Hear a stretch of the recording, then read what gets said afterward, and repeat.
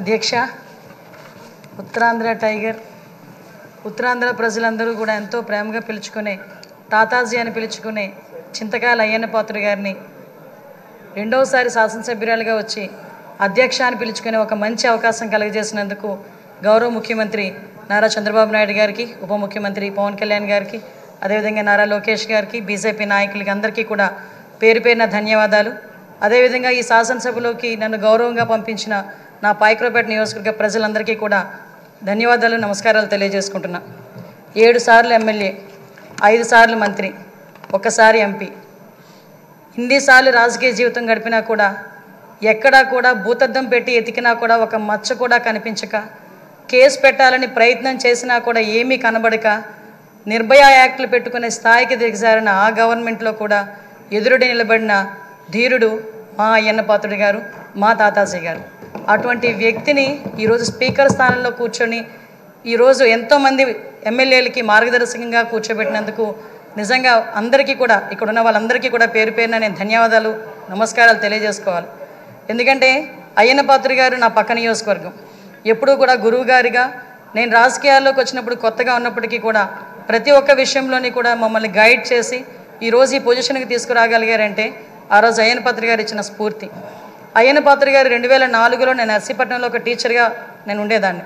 ఎందుకంటే ఈ ఒక్క ముక్క చెప్పాలి, ఎందుకంటే ఈ ఎన్డీఏ గవర్నమెంట్ కానీ తెలుగుదేశం పార్టీ గవర్నమెంట్ కానీ ఒక సామాన్యులను తీసుకొచ్చి శాసనసభలో కూర్చోబెట్టి శాసనాలు తీర్చిదిద్దే విషయంలో ముందు కూర్చోబెడుతున్నారన్న విషయాన్ని తెలియజెప్పడానికి ఒక విషయం చెప్పాలి. 2004లో నేను టీచర్గా నర్సీపట్నంలో పనిచేస్తున్నా. ఆ టైంలో గౌరవ స్పీకర్ గారు అక్కడ ఎమ్మెల్యే. ఆ రోజు నేను వెళ్ళి మీకు బొకే కూడా ఇచ్చున్నా, మీ జన్మదినానికి వచ్చి మేము శుభాకాంక్షలు తెలియజెప్పడానికి యాజ్ ఎ టీచర్గా. మళ్ళీ ఈరోజు ఇక్కడ కూర్చొని ఒక శాసనసభలో ఒక మంత్రిగా, ఒక స్పీకర్గా మీకు ధన్యవాదాలు తెలియజేసుకునే ఒక మంచి అవకాశం ఇచ్చినందుకు తెలుగుదేశం పార్టీ అధినేతగా చంద్రబాబు నాయుడు గారికి అందరి తరపున నేను ధన్యవాదాలు, నమస్కారాలు తెలియజేసుకోవాలి. ముఖ్యంగా మీరు చాలామంది ఇప్పుడు చెప్పారు, 40 సంవత్సరాల సుదీర్ఘ రాజకీయ చరిత్ర, ఎక్కడా కూడా మచ్చలేదు. ఎన్నో పోర్ట్ఫోలియోలు చేశారు, ఎంపీగా చేశారు. అతి ముఖ్యంగా ఒక సామాన్యుడికి అతి దగ్గరగా ఉండి కార్యకర్తకి భరోసాగా నిలబడి అయ్యన్న పాత్రుడు అంటే ఒక బ్రాండ్గా నిల్చున్న వ్యక్తి మీరు. ఇవన్నీ జరగడమే కాకుండా మొన్న 2019 అంటే ఇంతవరకు మనం ఎంతవరకు పనిచేసామనేది ఒక ఎత్తు అయితే 2019 నుంచి 2024 వరకు ఉన్న పీరియడ్ని మనం ఒక బ్లాక్ పీరియడ్ కింద తీసుకోవాలి రాజకీయ చరిత్రలోనే. ఎందుకనంటే ఒక శాసనసభ నడిపించడం చేత కాదు, ఒక అడ్మినిస్ట్రేషన్ చేయడం చేత కాక ఒక నియంత పరిపాలనలో ఆంధ్రప్రదేశ్ రాష్ట్రం అట్టడుగుపోయిందన్న సంగతి మనందరికీ తెలుసు. చాలా సందర్భాల్లో తమరితో కూర్చునేటప్పుడు కూడా నేను ఇన్ని సంవత్సరాలు రాజకీయంలో ఉన్నాను కానీ ఇలాంటి ముఖ్యమంత్రిని చూడలేదు అని ఒక్కొక్క సందర్భంలో మీరు మీ భాషలో చెప్పిన సందర్భాన్ని కూడా ఇక్కడ గుర్తు చేసుకోవాలి. ఎందుకనంటే ఇన్ని సందర్భాలు ఒక ఎత్తు అయితే ఈ 5 సంవత్సరాలు మీరు ఎదుర్కొన్న సమస్యలు, నేను ఈ ఒక్క విషయంలోని కూడా మీ కుటుంబ సభ్యుల్ని కూడా నేను అప్రిషియేట్ చేయాలి సార్. ఎందుకంటే 40 సంవత్సరాల రాజకీయ చరిత్రలో మీరు ఎక్కడా కూడా ఒక మచ్చ లేకుండా మీ రాజకీయ ప్రస్థానం మీరు వెళ్తున్నారంటే అక్కడ మీ సతీమణిగా ఉన్న పద్మావతమ్మ కానీ, మీ కుమారులుగా ఉన్న విజయ్ రాజేష్ గారు కూడా, మా కుటుంబ సభ్యులందరూ కూడా మీకు సపోర్టివ్గా నిలబడ్డాం. లాస్ట్ 5 ఇయర్స్లో మనం చూసుకుంటే విజయ్, రాజేష్, అమ్మ ఈ ముగ్గురు కూడా ఎంతో బాధపడ్డారు. రాజకీయంలో ఉన్నందుకు మనం బాధపడడం, మనం ఆ ప్రాబ్లం ఫేస్ చేయడం అనేది ఒక ఎత్తు అయితే ఎక్కడా కూడా తొనకకుండా వెనకకుండా మీకు సపోర్ట్ చేయటం. ఆఖరికి ఎంత దారుణం అంటే మనవరాల్ని కూడా ఇంట్రాగేట్ చేశారు పోలీసులు వచ్చి. చిన్న పిల్ల 3 సంవత్సరాల పిల్లని కూడా ఇంట్రాగేట్ చేసి ఆ అమ్మాయిని కూడా భయకంపితులను చేశారు. అటువంటి సిచ్యువేషన్లో కూడా ఎక్కడ కూడా కదలలేదు. ఒక చిన్న 6 అడుగుల దూరం అని చూపించి గోడను కూల్చడానికి వందలాది మంది పోలీసులు మీ ఇంటి చుట్టుపక్కల పెట్టినా సార్ ఎక్కడికైనా వెళ్ళండి, జైల్లో పెడితే మళ్ళీ ఇబ్బందులు పడతారేమో అంటే వస్తే అరెస్ట్ చేయని అమ్మా ఏం చేస్తారు, మహా అయితే చచ్చేటప్పుడు కూడా అదే జెండాతో చచ్చిపోతాను తప్పించి ఏ రోజు కూడా జెండా మార్చకుండా నేను నిలబడతాను, అది నా రాజకీయ నైజం అని గర్వంగా చెప్పిన వ్యక్తి మా అయ్యన్న పాత్రుడు గారు. అటువంటి వ్యక్తి ఈరోజు సభా స్పీకర్ స్థానంలో ఉండటం నిజంగా మా అదృష్టంగా నేను భావిస్తున్నా. అదేవిధంగా ఈరోజు ఏదైతే ఇందాక మన నాయకులందరూ కూడా చెప్పున్నారు, లాస్ట్ 5 సంవత్సరాల్లో పరిస్థితి ఎలా ఉందంటే ఇంకొక విషయం ఇక్కడ చెప్పాలి సార్. ఎందుకనంటే ఈరోజు ఒక బీసీ నాయకుడిని, ఒక 40 సంవత్సరాల సుదీర్ఘ అనుభవం రాజకీయ అనుభవం ఉన్న ఒక నాయకుడిని సరైన పొజిషన్లో సరైన మనిషిని సరైన పొజిషన్లో కూర్చోబెట్టేటప్పుడు ప్రతిపక్ష హోదాలో ఉన్నవారు, ప్రతిపక్ష హోదా కూడా కాదు, మినిమం మా పార్టీ ఎమ్మెల్యేలు ఇక్కడికి వచ్చి పార్టీ సభ్యుల కింద మిమ్మల్ని కూర్చోబెట్టడం ఒక సంప్రదాయం.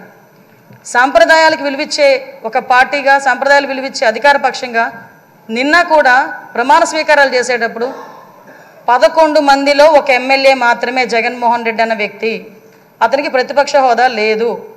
అలాంటి వ్యక్తిని కూడా సీరియల్ ప్రకారమో ఆల్ఫాబెట్ ప్రకారమో పిలవకుండా ఒక గౌరవ మాజీ ముఖ్యమంత్రి అన్న ఒక హోదాలో మనం పిలిపించి మినిస్టర్స్ తర్వాత అతను ప్రమాణ స్వీకారం చేసే అవకాశం ఇచ్చాం. అది మన గౌరవం, మన సంప్రదాయం. అది కాకుండా ఈరోజు అటువంటి సంప్రదాయాన్ని ఎందుకు వాళ్ళు రిసీవ్ చేసుకోలేకపోతున్నారు? ఈరోజు ఒక బీసీ నాయకుని, ఆయన రాకపోతే పోయాడు, ఆయన పులివెందులు వెళ్తాడు, ఎక్కడికి వెళ్తాడు. మిగతా సభ్యులను కూడా పిలిపించి కూర్చోబెట్టి మిమ్మల్ని ఆ స్థానంలో కూర్చోబెట్టని పిలిపించుంటే ఎంత గౌరవంగా ఉండేది. అంటే వాళ్ళకి గౌరవం ఇచ్చి పుచ్చుకోవడం కూడా చేత కాదన్న సంగతి ఈ ఒక్క సభ మొదటి రోజే మనందరికీ కూడా అర్థమైంది. నేను ఒకటే అప్పీల్ చేస్తున్నాను సార్, ఈ సభలో ఇంతకుముందు జరిగిన అవమానాలు కానీ, ఏ ఆడపిల్లకి కూడా ఇంతకుముందు జరిగిన అవమానాలు కానీ, ఏ ఒక్కరికి కూడా, ఆడపిల్లలకే కాదు ఇక్కడ శాసన సభ్యులకి కూడా ఎక్కడ కూడా ఎటువంటి అవమానాలు జరగకుండా చూసుకునే బాధ్యత. ఎందుకంటే నాయకుడిగా 40 సంవత్సరాల సుదీర్ఘ అనుభవం చంద్రబాబు నాయుడు గారి కంట కన్నీరు చూసింది ఈ అసెంబ్లీని.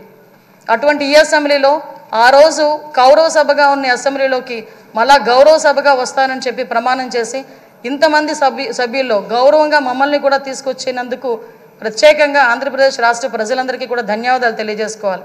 ఎందుకంటే 175 మంది అంటే ఒకటి మాత్రం చెప్పాలంటే 5 కోట్ల ఆంధ్రప్రదేశ్ ప్రజల్లో 175 మందికే వస్తుంది అధ్యక్ష అని పిలిచే పలుకు.